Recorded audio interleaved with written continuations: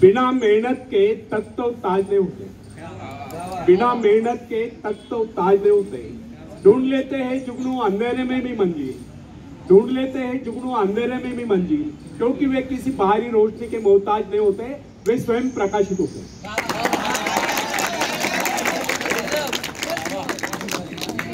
तो फ्रेंड्स, किसी भी व्यक्ति के जीवन में सबसे महत्वपूर्ण क्षण होता है जब व्यक्ति अपने आत्मा के स्वरूप को, अपने भीतर छिपी शक्तियों तथा गुणों को पहचान लेता है। कुछ लोग ऐसे भाग्यशाली होते हैं जो अपनी शक्तियों को, अपने आत्मा के स्वरूप को पहचान पाते हैं। शेष तो अपने जीवन को व्यतीत यानी कि दुखी कष्टी करते रहते हैं। शेष तो अपने जीवन की गाड़ी जैसे तैसे खींचते रहते हैं। इस संसार में सर्वाधिक कठिन कार्य अगर कोई है तो वह है अपने आप को पहचानना, अपनी भीतरी शक्तियों को पहचानना, अपने आत्मा के स्वरूप को जानना। एक बड़ी पुरानी कहावत है, जब परमात्मा ने मनुष्य की रचना करके उसे जीवन यात्रा पर जाने के आदेश दिए तो वहां देवदूत आकर मनुष्य को सांत्वना देने लगा, संतोष प्रदान करने लगा। तब परमात्मा ने देवदूत को ऐसा करने से रोकते और बताया, यदि मनुष्य को संतोष प्रदान कर दिया गया तो उसे उसके जीवन में पग पग पर मिलने वाला उल्लास समाप्त हो जाएगा। और यह बात सच है, जब मनुष्य आत्मनिरीक्षण करता है तभी अपने को पहचान पाता है, और जब अपने को पहचान लेता है तब उसके भीतर दैवी शक्तियां उत्पन्न हो जाती है। तब उसके वह गुण जाग उठते हैं जो न जाने कब के सोए पड़े थे।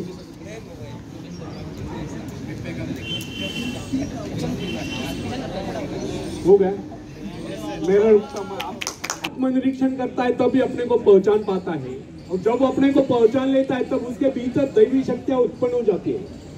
इस संदर्भ में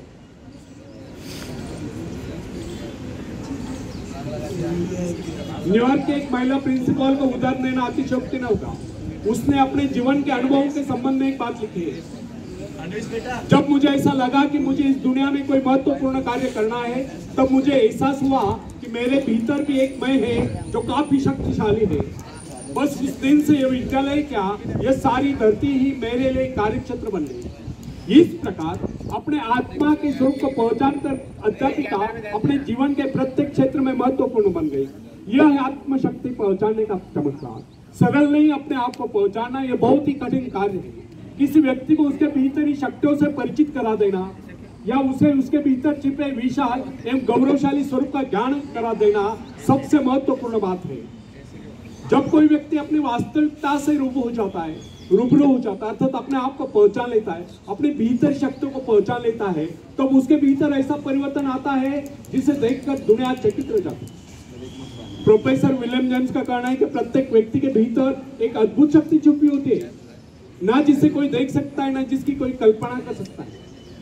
अगर कोई ऐसा साधन निकला है जिसके द्वारा मनुष्य अपने आंतरिक शक्तियों की तस्वीर खींच ले तो अपनी शक्तियों को देखकर चकित रह जाए। प्राय जब कोई व्यक्ति किसी कार्य को पूरा करता है तो वह ये सोचकर चौंक जाता है कि कार्य उसने किया है, लेकिन इसमें चौंकने जैसी कोई बात नहीं। संसार का कोई भी कार्य चाहे वो कितना ही बड़ा क्यों न हो, मनुष्य ने ही तो किया है। जरा कल्पना कीजिए, एक विशाल वट वृक्ष को जन्म देने वाला बीज कितना नन्हा सा होता है, राई इतना नन्हा सा। इस नन्हे से बीज में अगर इतनी अधिक शक्ति होती है तो मनुष्य के मस्तिष्क में उपजे विचारों में कितनी अधिक शक्ति होगी। आज आप जो कुछ कर रहे हैं, जिस शक्ति द्वारा कर रहे हैं, उसके करोड़ों गुना अधिक शक्ति आपके भीतर छुपी हुई है। इसलिए कहा गया कि आज की अपेक्षा वह कार्य अधिक महत्वपूर्ण है जिसे आप भविष्य में करने की कामना करते हो, जो आपका जीवनोद्देश्य है, जिसकी ओर आप आकर्षित है। ऊंचा उठने की इच्छा है, आकाश को छूने की आकांक्षा है, अपने आत्मा की शक्ति की पहचान, अपने आत्मा के स्वरूप की पहचान, दृढ़ इच्छा शक्ति, एकाग्रता, आत्मविश्वास, साहस, इन सब को विकसित कीजिए और सच जानिए। ऐसा करके आप उस परमात्मा की आज्ञाओं का पालन ही कर रहे हैं। आप यह न सोचे कि कोई कार्य ऐसा भी है जिसे आप नहीं कर पाते, या जो किन्हीं अवतारों के लिए निश्चित किया गया है। आपके भीतर भी अनंत शक्तियों का अथाह सागर लहरा रहा है। आपको तो केवल अपने कार्य का संबंध अपने आंतरिक शक्तियों के अजस्र स्रोत से जोड़ देना है। फिर कार्य चाहे कितना ही बड़ा क्यों न हो, होकर ही रहेगा। शायद आपको हिंदी नहीं समझते, फिर इधर देखो ना, आपस में क्यों बहस करते हैं? शायद आप यह सोचते होंगे कि बड़े बड़े कार्य केवल बड़े बड़े व्यक्ति कर सकते हैं, लेकिन वास्तविकता यह नहीं कि हमारे तुम्हारे जैसे अनेक लोग शक्ति न होने के कारण बड़े कार्य नहीं कर पाते हैं। वास्तविकता तो यह है कि हम अपनी शक्तियों को न पहचानने के कारण ही बड़े कार्य नहीं कर पाते। फ्रेंड्स,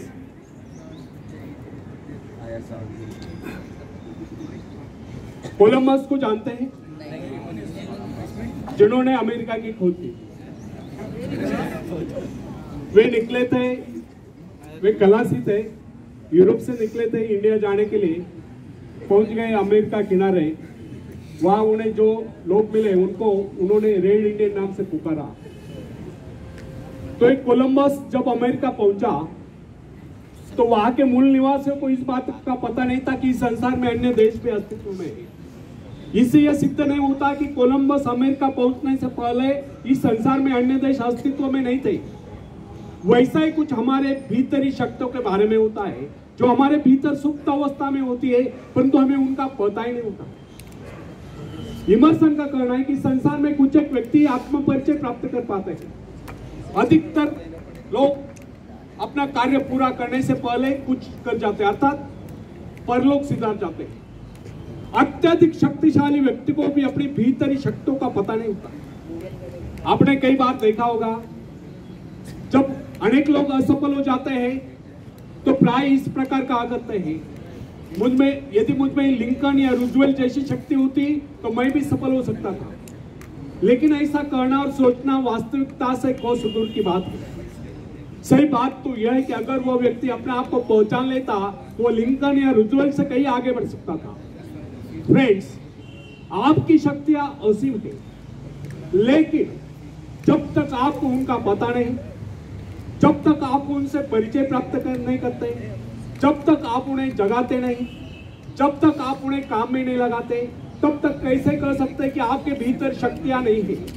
अपनी शक्तियों का परीक्षण निरीक्षण कीजिए, उन्हें जगाइए, काम में लगाइए, फिर देखिए आप कैसी सफलता प्राप्त नहीं कर पाते।